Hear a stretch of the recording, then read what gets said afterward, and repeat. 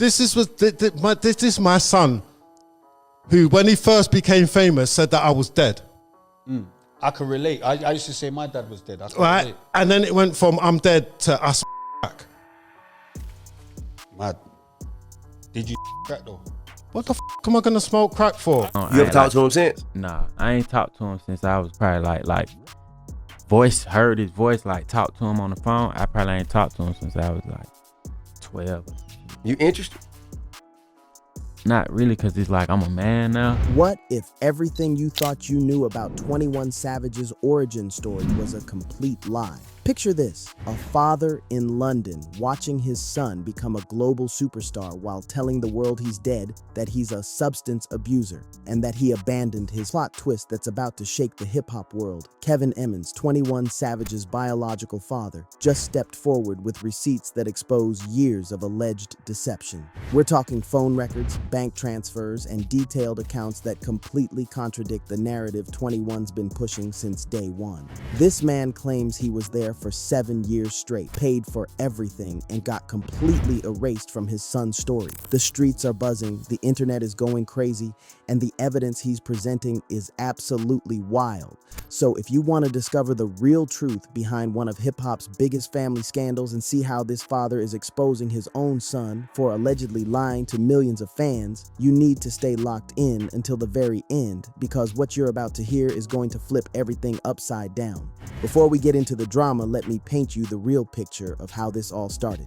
21 Savage, whose real name is Shea bin Abraham Joseph, was actually born in London, England in 1992. His father, Kevin Emmons, is from Brixton, South London. Born and raised in that area his whole life, Kevin describes himself as heavily into music from day one. Break dancing, graffiti, DJing, rapping, dancing. Music was literally in his DNA. He even appeared on BBC shows back in the day, performing dance routines and participating in non-smoking hip-hop videos. Kevin paints a picture of a man who was raised with strong values. He was the youngest of 6 children, and he emphasizes that he couldn't step out of line because his mom, dad, brothers, and sisters were all watching. He describes his father as the baddest man on the planet and says the last person he wanted to upset was his dad. This family structure kept him away from trouble. He didn't want to bring police or any kind of problems to his house because that would be like suicide to him. Now here's where it gets interesting. Kevin met 21's mother at a party in East London. He was there with his brothers, and this is important because Kevin emphasizes that everywhere he went, everything he did was with his family. That's just how they moved. When they met, she was the one who approached him, not the other way around. They started seeing each other, and boom, she got pregnant with what would become 21 Savage. But here's the plot twist that nobody talks about. Kevin says the pregnancy wasn't planned, and when they found out she was expecting, she immediately told him he needed to cut off his entire family and move to America with her. But it gets deeper. She was involved in something called the Nuwaubian movement, which Kevin describes as a renegade version of Islam that was mostly cultured towards black people. She started handing him pamphlets and readings that basically painted everyone who wasn't black as the devil. Kevin couldn't get with that ideology because he believed evil comes in all forms, regardless of color. Bro, imagine being 21 years old and your girl tells you to abandon your whole family and join what sounds like a cult to follow her to another country. Kevin said hell no to that, which ended their romantic relationship, but he made it clear he was still going to be there for his son. He's going into another country. Yeah, he's going to a totally different country. Not by my choice, right? That's not my choice. First of all, that's not my choice. Why is he going to America? Why is he going to America? He's going to America, yeah? His mum is now married to his now stepdad, yeah? So they're going for a fresh start. Who says he needs a fresh start? She needs the fresh start.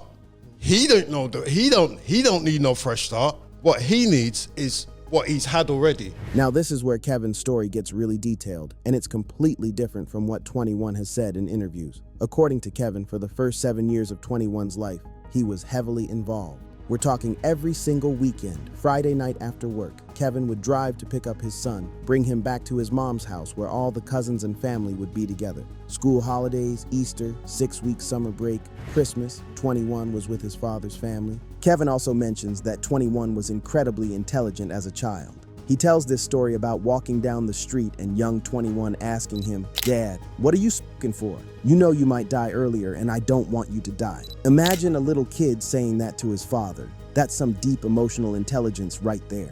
Kevin describes 21 as being over the moon every time he was with his dad's side of the family, always happy, very intelligent, but sometimes getting on his nerves with how smart he was. I love my son. Yeah, I love my What son. do you want? Do you want a relationship with him? Do you want to see him? Do you want him? Do you get what I'm trying to? What do you want? I want him to pick up the phone and talk to me. That's Yeah, all I like, want. what do you like? Don't. That's 'cause it. You can't- But here's where the mother's agenda becomes clear. Kevin says that throughout those 7 years, every single time he picked up his son, the mother would ask the same question. "You know we're going to America? You can always come with me." Even after their relationship ended, she kept pushing this narrative that Kevin should abandon his life in London to follow them to America. Kevin points out that this ended their relationship in the first place, so why would she keep asking the same question? The breaking point came when 21 was 7 years old. It was a Sunday. Kevin remembers it like it's burned into his brain. When he dropped 21 off, the mother gave him an ultimatum. "We're leaving Monday. You can either leave him with you, come with us, or I'll send him back every 6 months." Now Kevin knew she wasn't really going to leave 21 with him, and he could see that his son was a mama's boy who couldn't be without his mother. Kevin made what he thought was the logical choice. Let 21 go with his mother but maintain the relationship through regular visits, just like the weekend arrangement they'd been doing for 7 years. So he agreed to the 6-month arrangement, thinking it would provide consistency for his son. What Kevin didn't know was that moving to America would completely transform his son's life in ways that would eventually lead to tragedy. When 21 arrived in Atlanta at age 7, he had to navigate a completely different world. He had to go to school, blend in with new kids, and even develop a fake accent because other students were making fun of his British accent. On his very first day of school, they started calling him names because of how he spoke, so 21 beat up one of his bullies and earned the nickname Taekwondo Kid. I got in a fight on the first day of school. Oh God. From the jump? Yeah, they was used to tease me. Like I went to Donnell Elementary. That was the first elementary school I went to. Okay.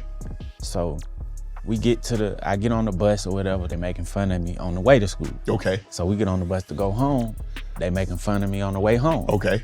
It's like one of the older dudes, like his little brother was the main one. So the older brother was said something like, basically like, shit, fight him. So we get off the bus, I beat him up. So all the girls, they run and tell my mama. Okay. At the door. So Your sisters? no, Kids in the neighborhood. Kids in the neighborhood. Okay. So they run, they tell my mama, cause they started, I really was kicking a lot. They started calling me Taekwondo Kid. On my mama.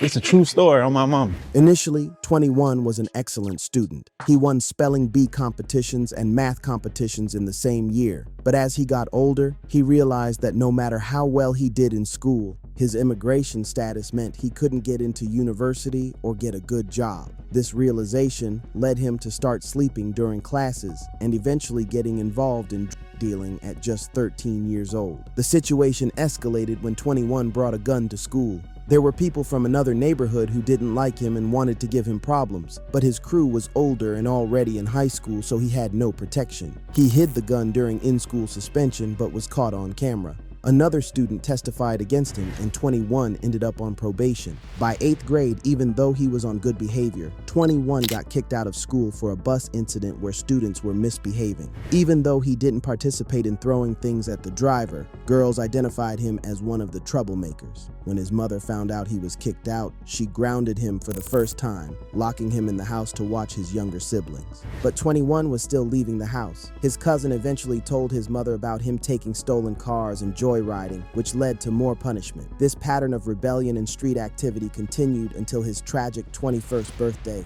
when everything changed forever. Here's where Kevin's story gets really heartbreaking, and it exposes what he calls a pattern of lies. The mother promised that 21 would come back to London every 6 months. In 23 years, according to Kevin, 21 came back exactly once in 2005, one time in over 2 decades. Kevin even paid for 21, his sister and his mother, to come back in 2005 because he wanted to see his son so badly. But Kevin didn't just sit back and do nothing. He was calling regularly, every couple of days at first. He'd call when he was at his mother's house so that 21 could speak to everyone. Because Kevin understood that kids don't just have relationships with their parents. They build relationships with 21 grandparents, aunts, uncles, cousins. Kevin was trying to maintain all of those connections for his son. The phone situation is where things get really messy. Kevin says that when 21 needed a phone, he agreed to pay for it because it meant they could have direct communication without going through the mother. Kevin was paying for international calling plans, spending $20, $25, $40, sometimes $100 a month on phone bills. But here's the kicker. 21 never called him, not once. Kevin was paying all this money for a phone that his son never used to reach out to his father. Mike, I got you this phone. It's so that you could phone me and I can phone you. 5th month, $100. 6th month, $100. 7th month, $100. But you're not even phoning me. Why am I spending all this money on this phone and you can't even punch in my numbers, one, call me and hang up the phone so that I know I can call you back? You know what it is? Did you have this conversation with him? I had this conversation with him plenty of times. Kevin describes having this conversation with 21 multiple times. The reason I got you this phone is so you can call me and I can call you back. Just call me once and hang up so I know I can call you back. But it never happened. Eventually, Kevin got frustrated and stopped paying for the phone, which 21 later used as ammunition against his father. Kevin also reveals that he went to America in 2004 to visit 21, showing that he was making efforts to maintain the relationship. He paid for his first court case when 21 got in trouble. Kevin was sending money regularly, and he points out that every transfer would have his name as a reference, so there should be bank records proving his financial support. Now let's talk about the lies that Kevin is calling out. First, when 21 Savage first became famous, he told people his father was dead. Kevin was very much alive, living in London, and had to watch his son tell the world that he didn't exist. Can you imagine how that must feel as a parent? Kevin describes going to the chip shop and seeing himself in the center of newspaper spreads when 21 got arrested by ICE. I just want a phone. Just send me $100 a month, bro, so I can have me a little Metro. You know what I'm saying? I'm in middle school now. Everybody got phones and shit. He ain't want, like, he sent $100 and then he just stopped sending the shit type shit. So I started selling weed to get me a phone, shit like that. But I ain't gonna lie, I used to be hurt by that shit. Like, damn, why my daddy won't fuck with me? You know what I'm saying? But then as I got older, it was just like, really, fuck you. You know what I'm saying? I get out here on my own. I'm a grown man now. But when he wanted to tell his side of the story, no press was interested. Then the story evolved. It went from my dad is dead to my dad smokes that stuff. Now Kevin addresses this directly in the interview, and he's clearly hurt by this accusation. When asked if he ever smoked that substance, Kevin responds with genuine confusion and pain. He explains that back in the day, there might have been peer pressure around certain substances, but he never went down that path because he had people around him who steered him away from that lifestyle. Kevin emphasizes that he was raised with strong family values. He was the youngest of 6 children, and he couldn't step out of line because he had his mom, dad, brothers, and sisters all watching him. He specifically says the last person he wanted to upset was his father, so bringing any kind of trouble to the house was like suicide to him. The substance accusation is particularly painful because Kevin sees it as his son using his platform to destroy his character. Here's a man who worked regular jobs. He mentions working in the post office and with his father, tried to maintain a relationship with his son across continents, and his reward is being publicly labeled as an addict by his own child. Me losing my son is bad enough, but to lose my brethren along the way, and then I've made it and I can't bring them with me, and everything I used to dream about that we was gonna do, I can't do it with them. I really hope everything works out for the best. Honestly. Do you know what I mean? I can see that it hurts you a lot, and I really do hope that. It hurts me for the fact that it's all the interviews he done after when I was in my worst state. That's what hurts me. It's after the loss, then came all the my dad this, my dad that, my dad this, my dad that. Man, have some empathy. I just lost your brother. There's no reason to put me down even more. Kevin also addresses the confusion about 21's stepfather, who some people thought was his biological father. There was a whole situation where people thought this other man was 21's dad because of old pictures, but Kevin clarifies that he's the biological father and has been from day one. One of the most controversial parts of this whole story is what happened when 21 Savage got shot 6 times on his 21st birthday in 2013. This is where Kevin's version of events directly contradicts what 21 has said in interviews. The shooting happened during what was supposed to be a celebration. It was 21's birthday, his friend Johnny's birthday, and Johnny's relative's birthday, all on the same day. 21 and Johnny had planned to book a hotel room for the weekend to celebrate. Johnny called 21 because one of the speakers in his car went out, and he knew 21 had a car with speakers in the trunk. When they met up, Johnny suggested they run errands in 21's car. That's when 2 gangsters attempted to murder them. One jumped in the back seat and said, "Get up," while another stood outside the car. During the struggle, 21 got shot 6 times. In his arm twice, his collarbone, his neck, his hand, and his finger. Johnny died from the first bullet. 21 heard that one of the shooters got paralyzed, but he's not sure what happened to the other one. Tell me how you got shot. I'm with my best friend. We in the car. It's my birthday. Somebody open the back door like, "Draw down." He didn't say nothing. He just started. A whole bunch of shots go off. I end up shot. He end up dead. Another one of them end up being shot. I get out the car, run, knock on somebody's door, but I can't move this arm. Like, this arm over with. Motherfucker can't come to the door. I run back to the car, grab my phone. Police pull up. I get out the car, and I start walking towards police. Police draw down. I'm like, "Look, bro, I just got shot in this arm. I can't put this arm in the air. I can only put this arm in the air." Ambulance pull up. They put me on the stretcher, cut my clothes off. After that, that's just changed, and that's when I really started rapping. This incident was just the latest in a series of losses for 21. He'd already lost his close friend Larry 2 years earlier. According to Kevin, when he found out his son had been shot, he was at work and immediately started crying. His wife asked what he was going to do, and Kevin says he called to speak to 21 first to find out what his son wanted him to do. When he got on the phone with 21, who was on methadone, which Kevin points out is a truth serum, he asked his son what he wanted. Should he come to America, or what did 21 need? But here's where it gets complicated. Kevin says 21 told him no, he didn't want his father to come. But 21 has said in interviews that his father never even tried to come, never showed up at the hospital, and that if his son ever got shot, he'd be on the first plane regardless of where he was in the world. People say you should have just went out there. Just go. What hospital is he in? Find out when you get there. From who? From the papers, probably. He's famous, isn't it? No, this was before he's it was famous. before. Yeah, but you find out, man. Come on, man. From You'll who? find out. This is Atlanta. Who? The same way you phoned him, if you texted him, say, "I'm in the airport, blood." Or do you get what I'm trying to say? It's a bit different, innit? I'm in America. Come on, man. Kevin's defense is logical but cold. He didn't know what hospital 21 was in, didn't know his address, and couldn't just fly to Atlanta and wander around looking for his son. He also points out that at the time, he had 4 other children in London, including a 6-year-old who was being diagnosed with autism, and he couldn't abandon them to fly to America indefinitely. The most heartbreaking part of Kevin's story is what happened in 2020. Kevin's other son, Terrell, 21's younger brother, was stabbed to death in London at age 27. This tragedy led to Kevin and 21 speaking for the first time in years. Kevin describes this period as bittersweet. He loved talking to his son again, but he hated that it took his other son's death to make it happen. It hurts me for the fact that it's all the interviews he done after when I was in my worst state. That's what hurts me. It's after the loss, then came all the my dad this, my dad that, my dad this, my dad that. Man, have some empathy. I just lost your brother.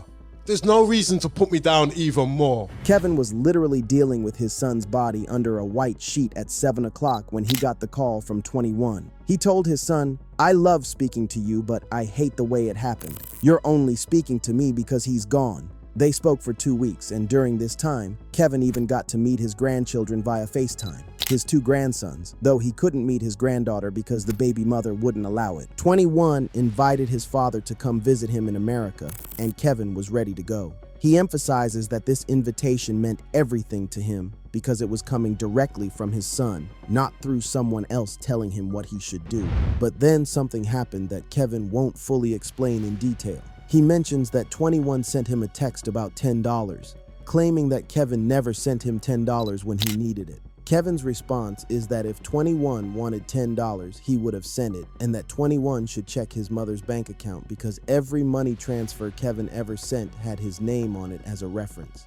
After this text exchange, 21 cut off all communication again. Kevin found out through Instagram that 21 was in the Dominican Republic with a girl, and he figured he'd wait for his son to come back from vacation to continue their conversation. But 21 never reached out again. At that point in time, did you think about putting everything else aside and try to reestablish a relationship with the father? I did, and we got on the phone, and he started doing some things that rubbed me the wrong way. Like just asking me for shit, like too early, and like I kind of like fell back, and then like, you know, like when I do interviews, these questions come up, and I'm truthful, so Right. I think that might have rubbed him the wrong way. Kevin points out that 21 couldn't leave America because of his immigration case, but the Dominican Republic is considered part of America for travel purposes. Kevin makes some serious accusations about what he calls parental alienation. He claims that from the time 21 was 4 years old, his mother was trying to get him to call his stepfather dad in Hebrew,